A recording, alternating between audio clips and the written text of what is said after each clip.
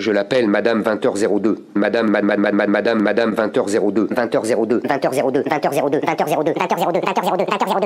20h02. Les sondages, ça va et vient, c'est comme la queue du chien. La guerre des étoiles du trombinoscope, la question c'est qui va gagner la guerre des étoiles du trombinoscope? C'est la gauche. Il y a un peu l'Empire contre-attaque. C'est Macron. Enfin, encore faudrait-il que l'Empire attaque.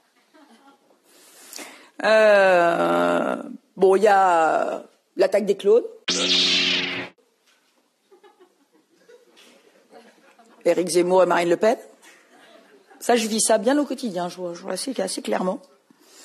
Bon, vous avez compris que moi, j'étais le retour du Jedi. Hein. Voilà. Et parce que je veux faire lever un nouvel espoir.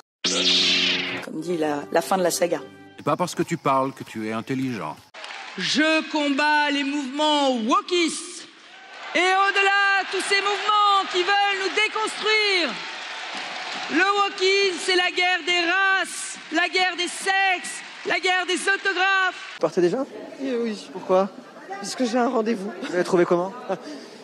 Un peu trop séquentiel, avec des petits bouts. Un peu trop séquentiel. Qu'est-ce que ça veut dire ça? Ça veut dire qu'elle dit une phrase, elle attend qu'on applaudisse, elle en dit une autre, elle attend qu'on applaudisse.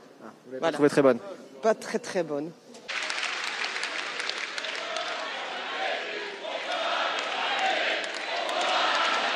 Comédienne, il y aurait besoin d'un coach, je pense.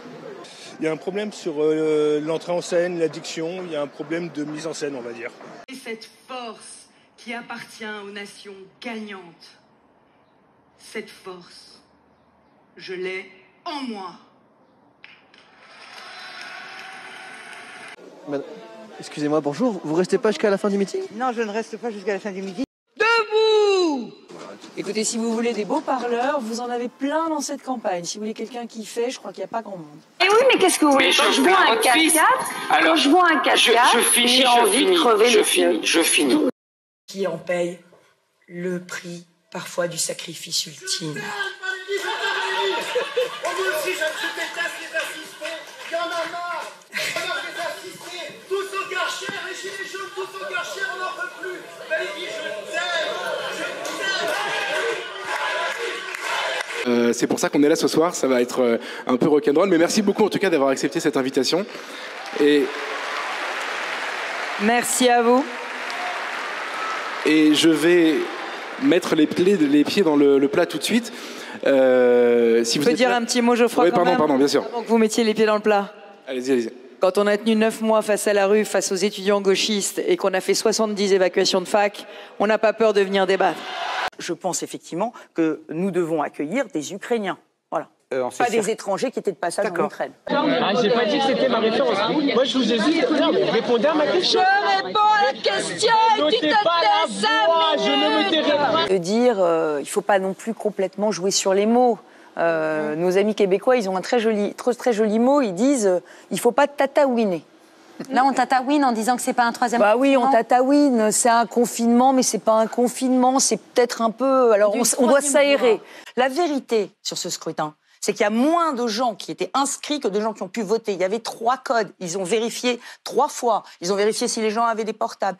Tout ça, Monsieur Switek, c'est de la pure polémique. Si, moi, ce que je veux, c'est que Jupiter descende de l'Olympe. Aujourd'hui, ne pas débattre, c'est ringard. Emmanuel Macron, il doit rendre des comptes sur son bilan. Et son bilan, aujourd'hui, est calamiteux.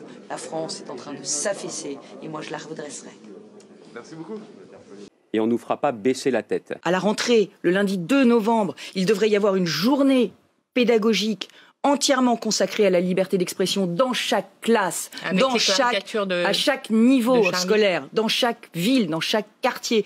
Et parler du droit de caricaturer et montrer effectivement des caricatures. Je trouve la caricature qu'a fait Charlie Hebdo de Nadine Morano et du général de Gaulle radicalement, tout simplement honteuse. Qu'est-ce qu'elle vous inspire, cette une? C'est une belle une dans l'esprit Charlie. Après, bon, vous savez, moi je suis à l'UMP, alors bon, et Charlie n'a pas manqué de faire des caricatures abominables de l'UMP. Le problème n'est pas le sujet c'est le droit de caricaturer. Et ça fait partie des droits fondamentaux de la République française. Ça nous fait pas plaisir quand on est caricaturé, mais comme dirait Voltaire, on doit se battre pour que ce droit continue d'exister. Je trouve la caricature qu'a fait Charlie Hebdo de Nadine Morano et du général de Gaulle radicalement, tout simplement honteuse. Montrer effectivement des caricatures honteuses. Alors moi je vous le dis quand même, ne vous laissez pas voler cette élection. Et franchement, demandez des débats, demandez le bilan, demandez aussi le projet, hein, parce que le projet, 3 heures de conférence de presse et on l'attend toujours.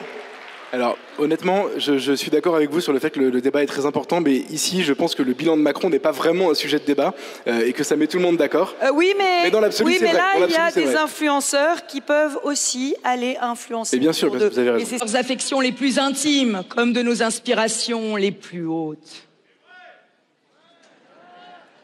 Pourquoi vous partez avant la fin? Un peu déçu du discours. Voilà, j'attendais de vraies propositions et c'est pas le cas. Et voilà, du coup, je reste déçu du meeting. Déçu. Déçu du discours, déçu des propositions hein, qui ont été proposées. Et voilà, je réfléchis un petit peu à qui je pourrais voter, mais ce sera certainement pas Pécresse. C'est le moment du discours. Vous savez que le général de Gaulle disait: comment voulez-vous gouverner un pays où il existe 246 variétés de fromage? On a venez là, oh. Qu'est-ce qui s'est passé? Ah ben monsieur Asselin, vous aussi. Et ben voilà, nous sommes baptisés. Il y a 5 milliards en moins de niches fiscales. Alors il y a quelqu'un qui disait en 2019, supprimer une niche fiscale, c'est augmenter les impôts. C'était vous. Quelles sont ces niches fiscales que vous supprimez? Écoutez, je ne dirai pas dans le détail, je sais lesquelles c'est, mais derrière chaque niche, il y a un chien, Madame Lapix. Avoir le meilleur président de la République possible aujourd'hui, c'est la meilleure présidente de la République possible, c'est Valérie Pécresse, qui a un projet puissant. Et pour moi, la meilleure candidate, c'est pas celle qui fera des effets de manche, c'est celle qui dirigera bien le pays, qui redonnera une ambition pour que le pays soit plus libre, parce que la liberté, c'est la force de la création, pour que le pays soit mieux ordonné, parce que sans ordre... Aujourd'hui, on doit condamner absolument fermement pour éviter l'escalade de ce conflit et dire à Vladimir Poutine, maintenant c'est stop. C'est une forme d'hypocrisie consistant à vous démarquer d'Emmanuel Macron au premier tour, et si vous n'étiez pas qualifié au second tour, je dis bien si vous n'étiez pas qualifié au second tour, parce que tout le monde répond je serai au second tour, d'appeler à voter pour lui à la minute où vous serez battu. Je rappelle que, je dis ça malgré toute l'amitié que j'ai pour lui, François Fillon a fait exactement ça, et que ça peut être une forme de traumatisme pour un électorat de droite. Pourquoi, enfin, est-ce que vous allez faire ça en réalité? Est-ce que si vous étiez battu, vous appelleriez à voter pour lui dans la seconde? Mais monsieur Lejeune, aujourd'hui, le sujet, c'est celui de la propreté. Moi, je veux une région propre et rien de tel qu'une femme pour faire le ménage.